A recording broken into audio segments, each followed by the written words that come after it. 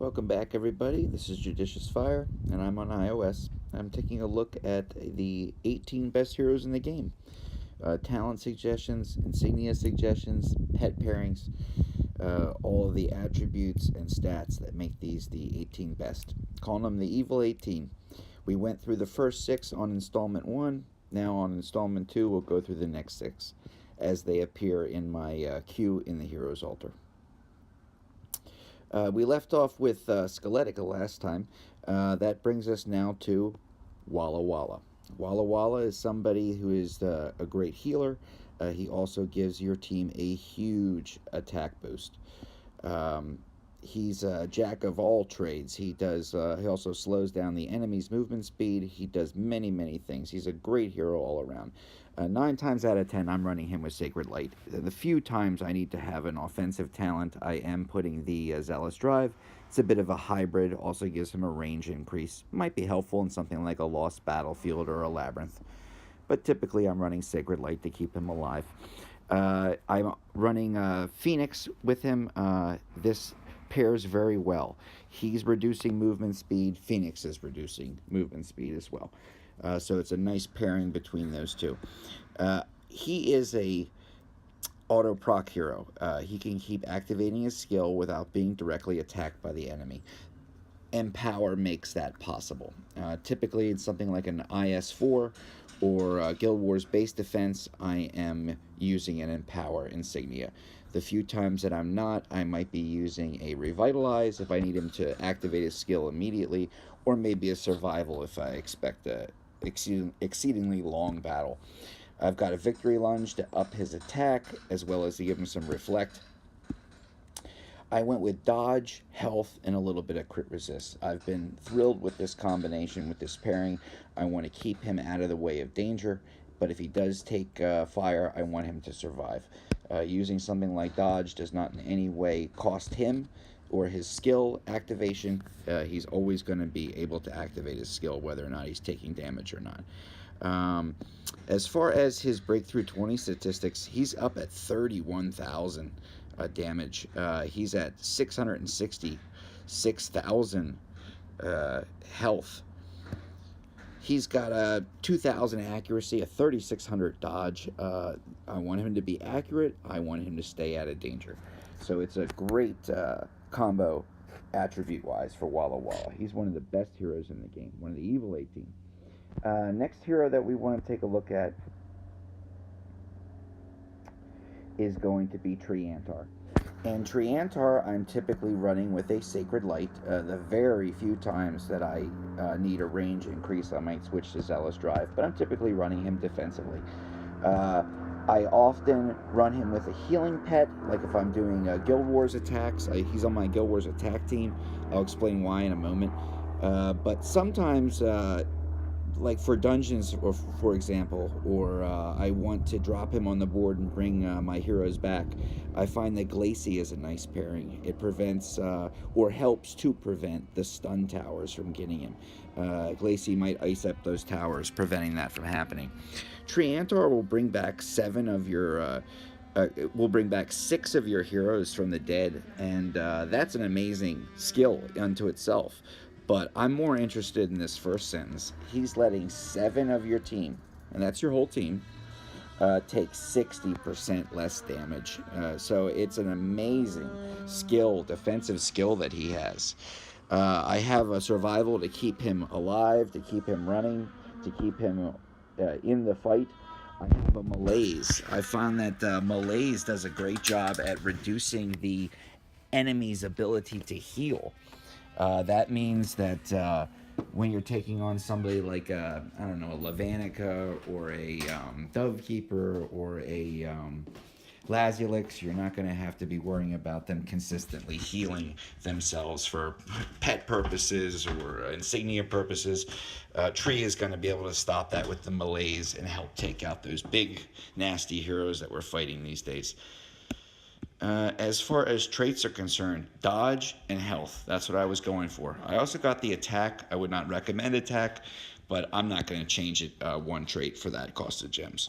I just went with dodge and health. The dodge is not going to interfere in any way with his ability to activate his skill. So that's excellent.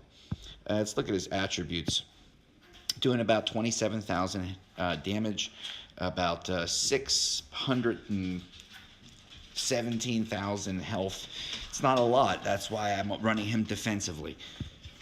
His accuracy at 1800, but his dodge all the way up at 34. So that's a great way to run him and get that damage reduction. This is why I use him in Guild Wars. Next, we're going to have, one quick note on Triantar. He is an auto-proc hero.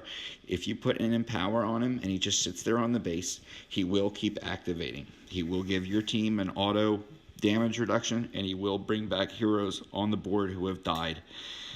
So he is a hero that you can use in defense and can run with an Empower in order to get him to keep activating his skill. Next, we have Michael. Michael is a hero with many different uses, all of them great for your team. He is a great buffer. He's like a mini Pumpkin Duke. He's going to give a big attack and attack speed bonus to your team.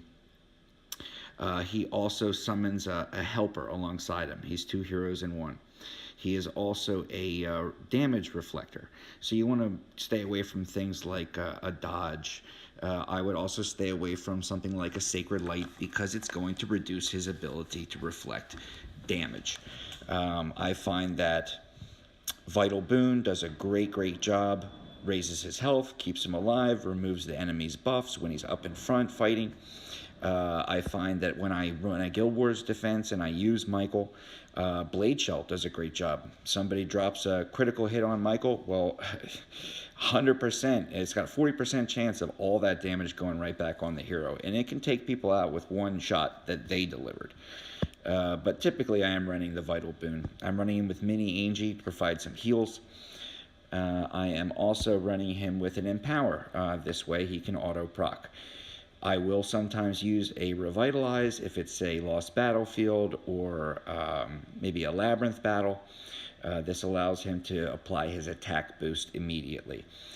Survival under the most uncommon of circumstances. So basically in that order.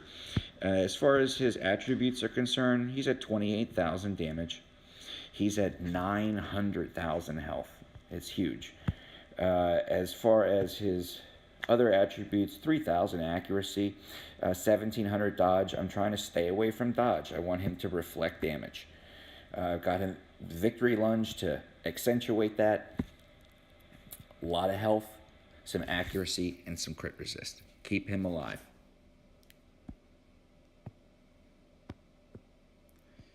Next up, we have ourselves Sasquatch. Sasquatch is still one of my favorite heroes. He can clear a whole board, he can freeze up the enemy, he can do base damage, he can do a one-on-one damage. He's great in very quick game modes, he's great in extended game modes, he's great for Here Be Monsters, Lost Battlefield, he's great for a lot of different game modes. I run him typically with a Sacred Light. It helps to add to his health, reduce the damage that he's receiving. Offensively, I might run a Regenerate. Keep his energy up, keep him proccing, keep him stunning the enemy. He will heal himself, and that heal is accentuated by the Regenerate. I like to have the, who is it? Is this Auroria? The Stunning Pet, yeah, I believe it's Auroria. Let me make sure. Right. That pet activates when the hero is, there we go. When the hero is attacked, Sasquatch is somebody you want to put up in the front lines of your team. He is one of the first guys you want to drop out on the board. You want him to be getting attacked. You want him to be activating his skill. Auroria pairs well with that. It's going to help to stun while under attack, just like Sasquatch stuns while under attack. Got their survival for the extra heals. A Victory Lunge to help again with that damage reflect. A lot of health, a lot of accuracy. That's what I was going for. Trying to stay away from the dodge and not push it too hard. Let's take a look at his abilities. He's coming in at about 28,000 damage, over 800,000 health. at breakthrough 20. 5,000 accuracy, 2,300 dodge. Most of that dodge I did not apply. It came naturally through the breakthrough process. Okay, we got 1, 2, 3, 4. Our fifth hero of the day is going to be Dovekeeper. Dovekeeper is one of the best heroes in the game. Easy addition onto the Evil 18. She can be run in many, many different ways. I find that Dovekeeper is all attack. I would not use Dovekeeper in any kind of defensive situation against a human opponent. A human opponent can take advantage of her doves and use her doves very much like a wall to charge up their hero's energy and deliver skill hits upon your heroes from a distance. It can clear your base out. I use that strategy many times in Guild Wars attacks. I see a base with a Dovekeeper. I think, well, this is an easy 100%. I'll just put my heroes next to Dovekeeper, and then all of a sudden, all the enemies start to disappear. So I do not use her defensively. I only use her offensively. I'm running Unholy Pact, easily her best talent. She's got a damage cap, so don't worry about the extra damage, the downside of Unholy Pact. Her other offensive talent, I have two, because she's only on an offensive hero for me. I'm running Brute Force. I have also outfitted her trait-wise and breakthrough-wise to deliver crit hits. If I'm doing a Guild Wars attack and I'm using Dovekeeper, and I typically am, I'm going to be running the Brute Force. She can drop a 2 million hit on somebody's head. That's how you take out a breakthrough 20 hero. Not over the course of 3 minutes, you'll just time out. But you've got to be able to hit them during that momentary window of opportunity and hit them for more than their entire health pool. That means a critical hit. So I run Brute Force. As far as crests, you can do a lot of different things. With the Unholy Pact, you can run a Survival. That's probably the most defensive. You can run a Brute Force. You get a slightly more offensive build.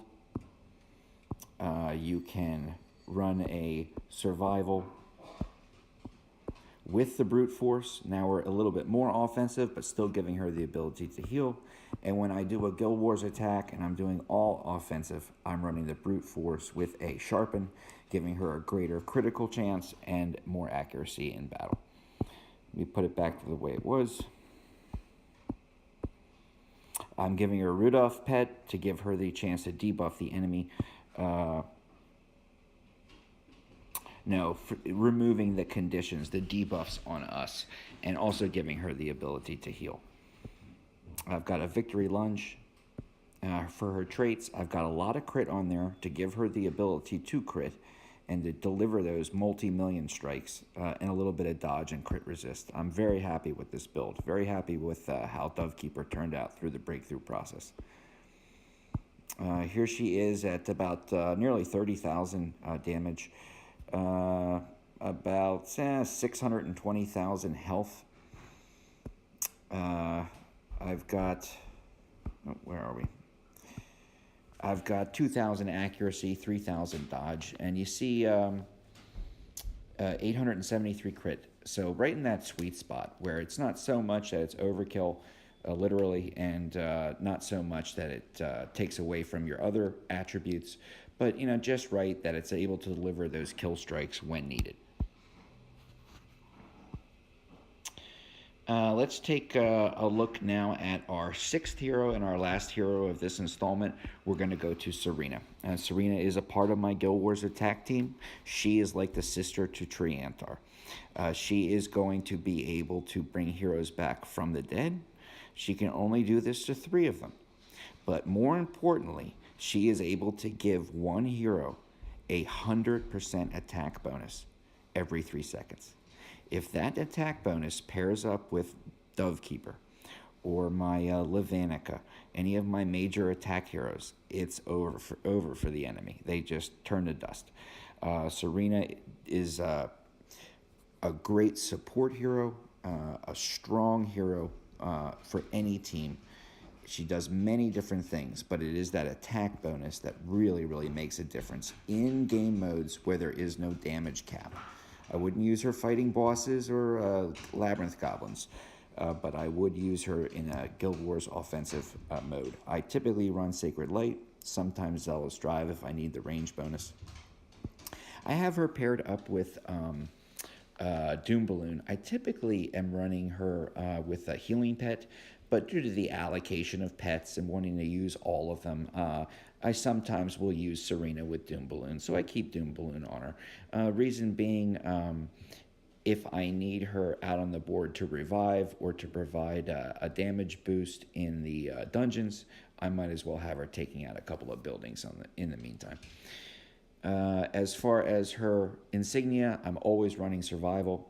She will heal, but now she'll have a chance to negate damage and to heal herself twice. I'm running Malaise for the same reason I run Malaise on Triantar.